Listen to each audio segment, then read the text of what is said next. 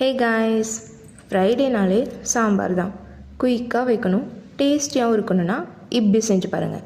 Beginners கூட ஈஸியாக வைக்கலாம். அதுக்கு ஃபஸ்ட்டு 1.5 கப் பருப்பு எடுத்து நல்லா வாஷ் பண்ணிவிட்டு 3 கப் தண்ணி ஊற்றி 4 பல் பூண்டு, கொஞ்சமாக மஞ்சத்தூள், கொஞ்சமாக பெருங்காயத்தூள் இதெல்லாம் போட்டு பருப்பு நல்லா குலைவாக வேகிற அளவுக்கு விசில் வச்சு எடுத்துக்கோங்க. பருப்பு தனியாக எடுத்து வச்சுக்கோங்க.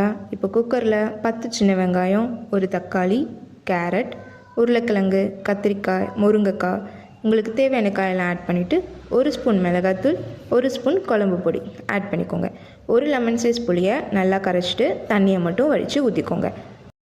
கொஞ்சமாக தண்ணி ஊற்றி காய்கறிக்கு தேவையான அளவு உப்பு போட்டு 2 விசில் வச்சு எடுத்திங்கன்னா காய்கறி சூப்பராக வெந்திருக்கும். இதில் நம்ம வேக வச்ச பருப்பையும் ஆட் பண்ணிக்கலாம். சாம்பாரோட கன்சிஸ்டன்சிக்கு ஏற்ற மாதிரி தண்ணி ஆட் பண்ணிட்டு தேவையான அளவு உப்பு போட்டு கொதிக்க விடுங்க.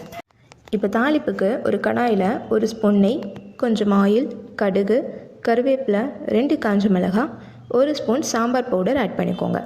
மறக்காமல் சாம்பார் பவுடரை தாளிக்கும் போது ஆட் பண்ணிக்கோங்க. டேஸ்ட்டு வேறு லெவலில் இருக்கும். இப்போ சாம்பார் நல்லா கொதிச்சிடுச்சு. இந்த தாளிப்பையும் இதில் சேர்த்துக்கலாம். ஒரு கைப்பிடி நிறைய நல்லா ஃப்ரெஷ்ஷான கொத்தமல்லி இலையை சேர்த்துக்கோங்க. சேர்த்துட்டு லைட்டாக கொதித்ததும் ஸ்டவ் ஆஃப் பண்ணிக்கோங்க. மணக்க சூப்பரான டேஸ்ட்டில் சாம்பார் ரெடி. ட்ரை பண்ணி பார்த்துட்டு எப்படி இருந்துச்சுன்னு சொல்லுங்கள். மறக்காமல் சேனலை சப்ஸ்கிரைப் பண்ணிக்கோங்க. பாய்.